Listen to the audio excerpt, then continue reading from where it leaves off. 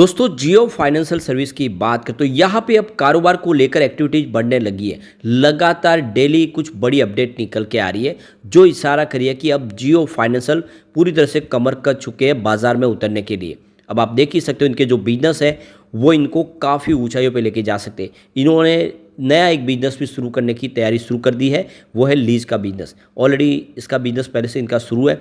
अब इसमें बहुत सारे नए प्रोडक्ट ऐड किए जा रहे हैं, कुछ ऐसे प्रोडक्ट जो आने वाले समय इनके बिजनेस को चार चांद लगा सकते हैं। ऐसे में क्या हमें जियो फाइनेंशियल सर्विस में इस समय इन्वेस्टमेंट करना चाहिए?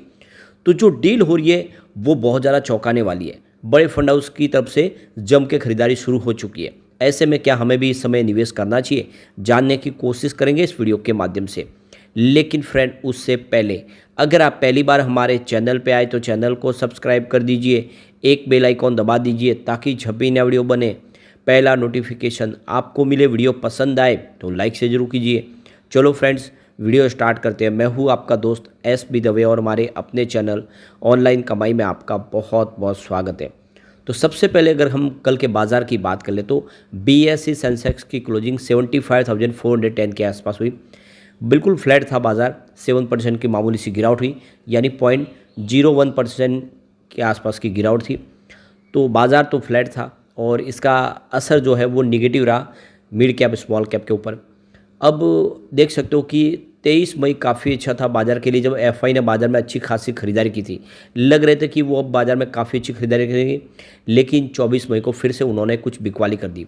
तो 24 मई को उन्होंने 11,564 करोड़ का फ्रेश इन्वेस्टमेंट किया, लेकिन सामने 12,509 करोड़ की उन्होंने बिकवाली कर दी। तो उनकी जो बिकवाली है वो 944 करोड़ की है और 4600 करोड़ के आसपास की खरीदारी 23 महीने की थी।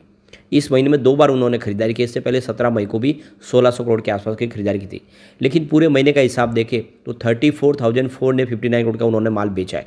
तो अभी भी बिकवाल बने हुए, लेकिन जल्द ही आशा है कि वो बाजार में लौट के आएगा। इलेक्शन रिजल्ट डिक्लेयर होने के बाद तो वो जरूर आएंगे। अब बाजार को सपोर्ट मिल रहा है DI का। देख दो कल 13,475 करोड़ का फ्रेश इन्वेस्टमेंट किया, सामने 11,155 करोड़ की उन्होंने बिकवाली की।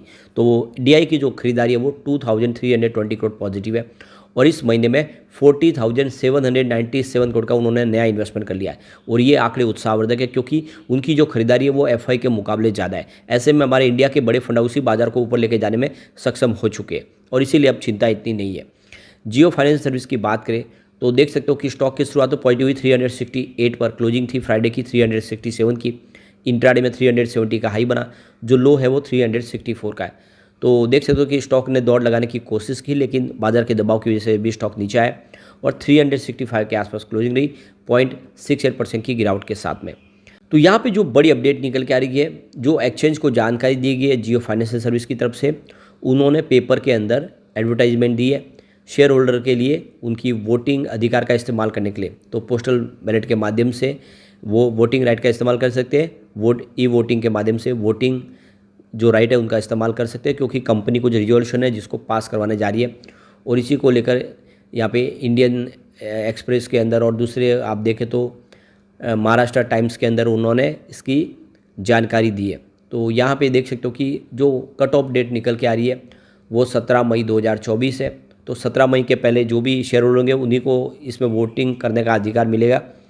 और आप देख लो कि इसकी वोटिंग टाइम शुरू हो चुका है 24 मई से, कल से ही सुबह 9 बजे, और ये शनिवार 22 जून को ख़त्म होने वाली है, जिसमें बहुत सारे रिजोल्यूशन है जिसको कंपनी प्रस्ताव पास करवाना चाहती है, शेयर होल्डर की रजामंदी लेना चाहती है। तो आप भी अगर शेयर होल्डर है तो इसमें बिल्कुल आपको वोटिंग राइट का इस्तेमाल करना चाहिए। अब जियो फाइनेंशियल सर्विस एक नया बिजनेस शुरू करने जा रही है और रिलायंस रिटेल से वो 36,000 करोड़ के डिवाइस खरीदेगी और इसके लिए भी शेयर होल्डर की रजामंदी मांगी गई है। तो जियो फाइनेंस सर्विस ने रिलायंस रिटेल से 36,000 करोड़ के डिवाइस खरीदने के लिए शेयर होल्डर से मंजूरी मांगी है। और यहाँ पे जो सबसे बड़ी बात है कि ये जो प्रोडक्ट होंगे इसको रेंट पे देगी कंपनी।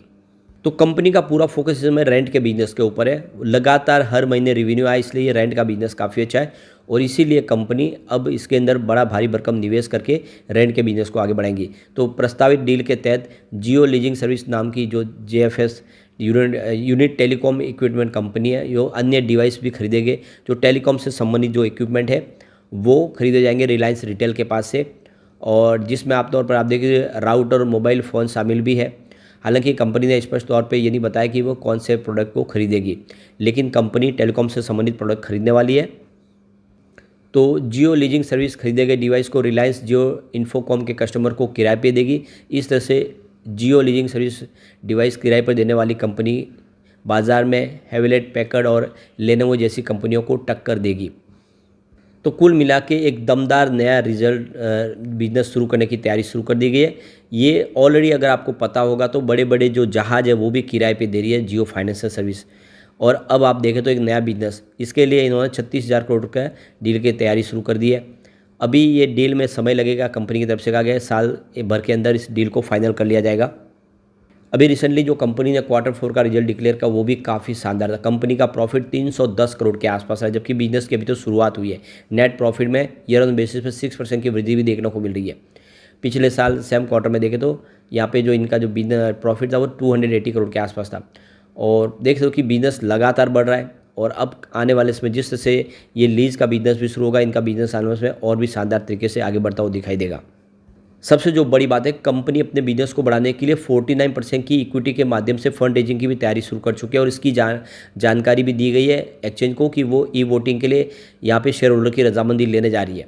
यानी कंपनी फॉरेन इन्वेस्टमेंट लाने वाली है, क्योंकि कंपनी को बड़ा बिजनेस करना है। ये बिजनेस जितना है उसको कई गुना बढ़ाना है। बहुत सारे अलग अलग सेक्टर में कंपनी एंट्री कर चुकी है और एक बड़ी मजबूत टीम भी तैयार कर ली है। और ऐसे में अब इन्वेस्टमेंट की ज़रूरत है, तो कंपनी फॉरेन इन्वेस्टमेंट लाने जा रही है। इससे पहले इन्होंने रिलायंस कंपनी के अंदर भी बहुत सारे बड़े बड़े इन्वेस्टर से निवेश लाया, चाहे वो अबू धाबी की कंपनियां हो या फिर ब्लैक रॉक हो, उनका निवेश लाए। और इनका एक ही फंडा है, वो इक्विटी दे के ही निवेश लाते, कर्ज नहीं लेते, जिससे आने वाले समय वो भी पार्टनर होते हैं और पूरी तरह से उसमें बने रहते हैं।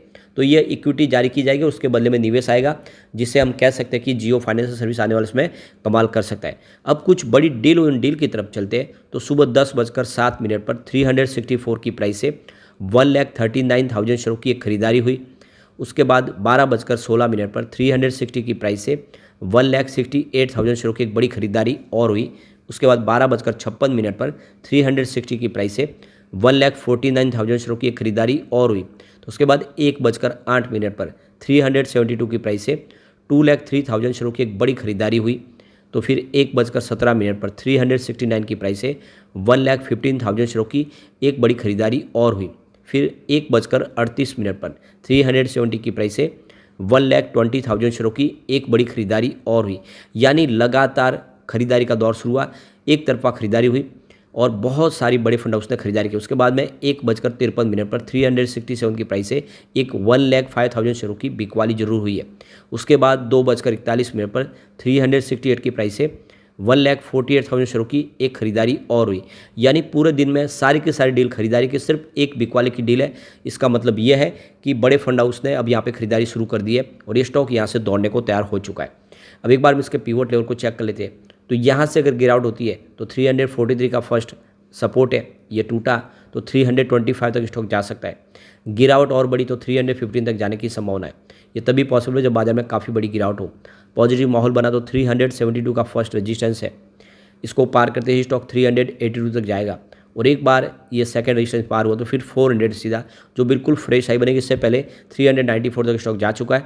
यानी स्टॉक 400 को क्रॉस करते बड़ी तेजी बन सकती है। ऐसे में लॉन्ग टर्म इन्वेस्टर के लिए अच्छा मौका है कि जियो फाइनेंशियल सर्विस में निवेश कर लिया जाए। विजन बड़ा है, आने वाले समय स्टॉक अपनी पेयर कंपनियों की तुलना में उससे अच्छा भी प्रदर्शन कर सकता है। जो प्राइस है आप देखें तो 2-5 हज़ार के आसपास है। ऐसे में हम कह सकते हैं ये भी स्टॉक आने वाले समय 4 डिजिट में जा सकता है। लेकिन फ्रेंड, कोई भी इन्वेस्टमेंट करने से पहले अपने फाइनेंशियल एडवाइजर्स बारे ले ले या अपना खुद का रिसर्च करें, क्योंकि मैंने वीडियो आपके एजुकेशनल पर्पज़ के लिए ही बनाया। वीडियो पसंद आए तो लाइक से जरूर कीजिए और चैनल को सब्सक्राइब कर दीजिए। Thank you friend.